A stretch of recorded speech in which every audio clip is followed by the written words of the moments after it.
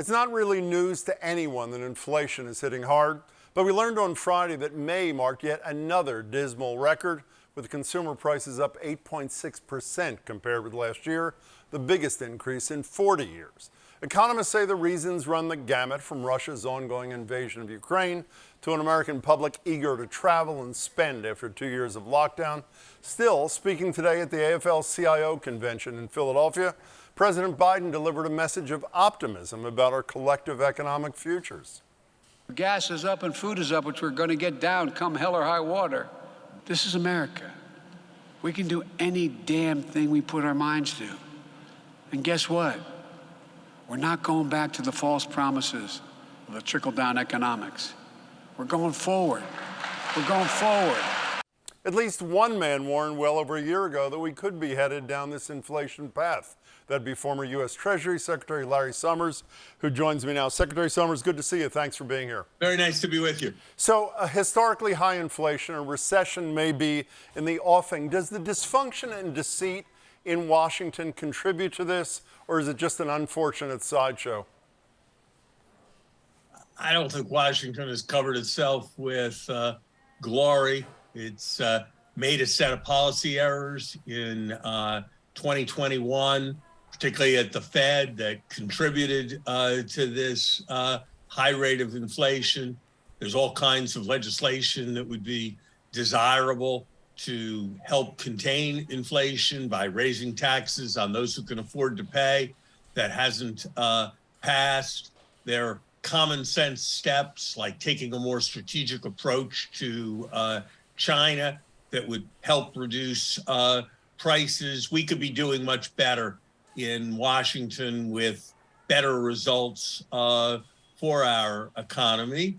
And frankly, the shambolic character of our democracy, as exemplified by what happened on January 6th, I think undermines confidence in our country and its institutions, and that certainly doesn't do any good for the economy. Let's speak to the guy who actually won that election, going back to Philadelphia with President Biden, suggesting he had limited ability to deal with these economic problems and that the GOP was standing in the way.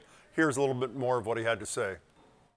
The problem is Republicans in Congress are doing everything they can to stop my plans to bring down costs on ordinary families. That's why my plan is not finished and why the results aren't finished either. Jobs are back, but prices are still too high. COVID is down, but gas prices are up. Our work isn't done. He also says, and I'm sure you've heard him say this, Secretary Summers, inflation is a global problem. It's Putin's inflation. Is he on point on all of these criticisms, analyses? I don't think it's fair to blame all the inflation on Putin.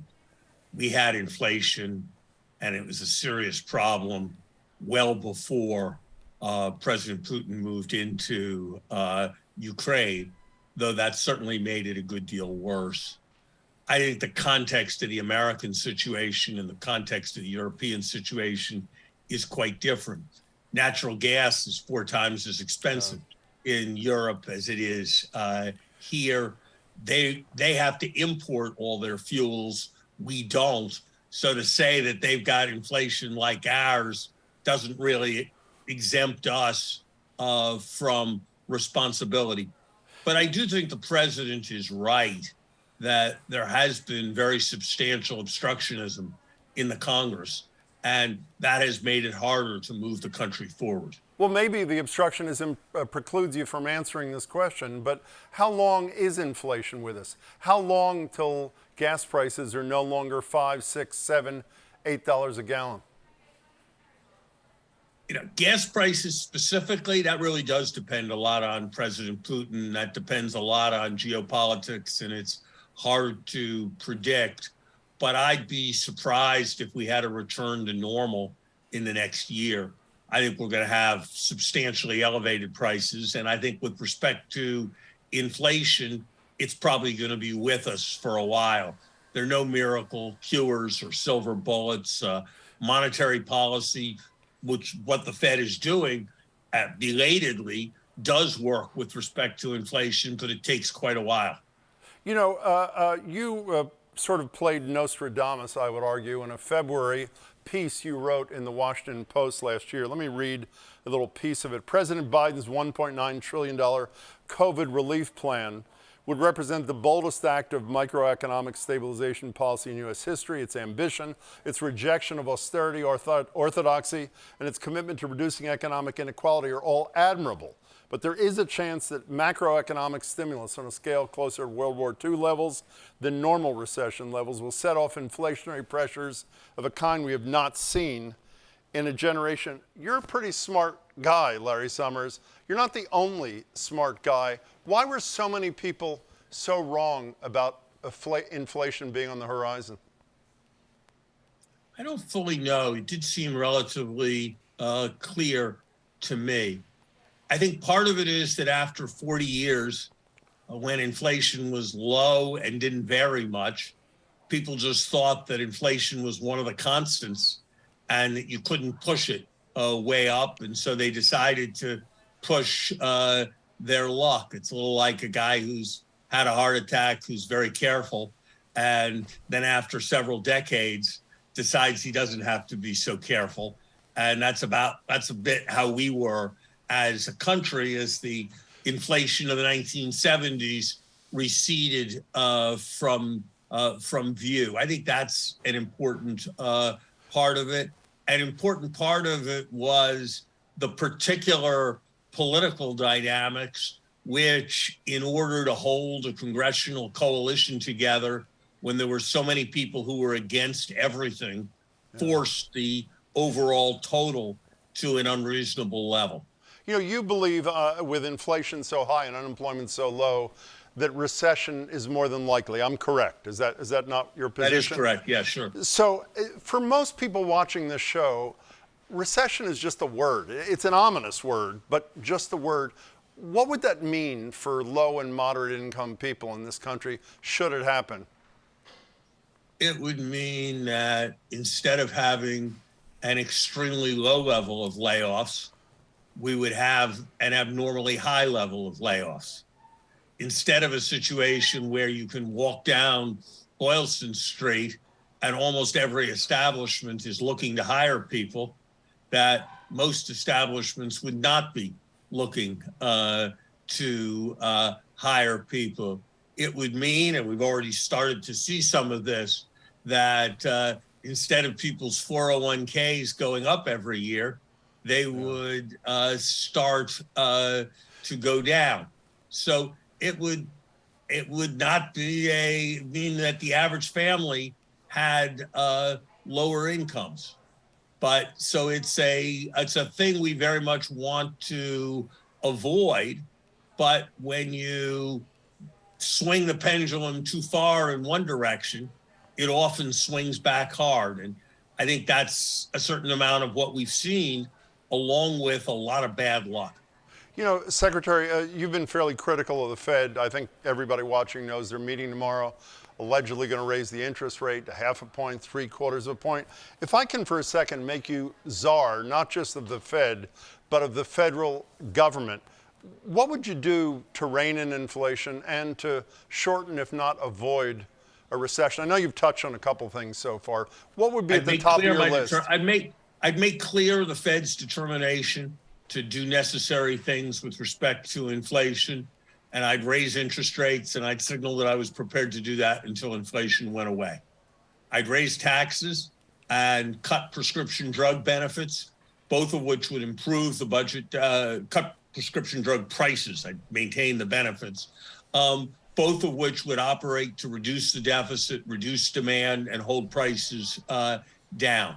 I'd take a more strategic approach to China and reduce tariffs and express my concern about China's economy in other ways, like limiting outbound investment towards China. And those lower tariffs would translate into more purchasing power for American consumers. I would step up our investment across the board in energy.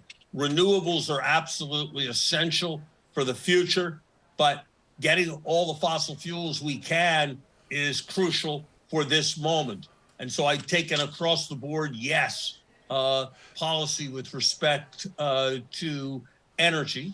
And I'd recognize that in a moment of labor shortage, we've got to find ways of letting more workers get to work, which means helping people with kids take the leaves they need if they have jobs. And it also means accepting immigrants in larger scale than we've been willing to recently. Can I return to one of those topics on your list for a second? There was a little Twitter pissing match, for lack of a better expression, between the president and the richest man in the world. I think he's the richest man in the world. I don't know who he is after the last few days, Jeff Bezos. The president saying something like, and I'm paraphrasing, you want to bring down inflation?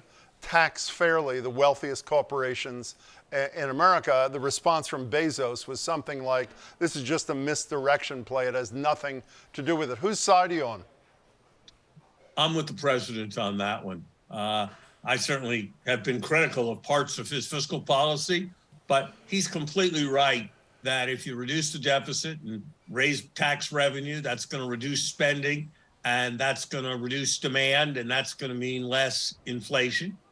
And he's right that if you're looking for ways to raise revenue, it's a better idea to raise taxes on Jeff Bezos than it is to tax it on the people who work in your studio.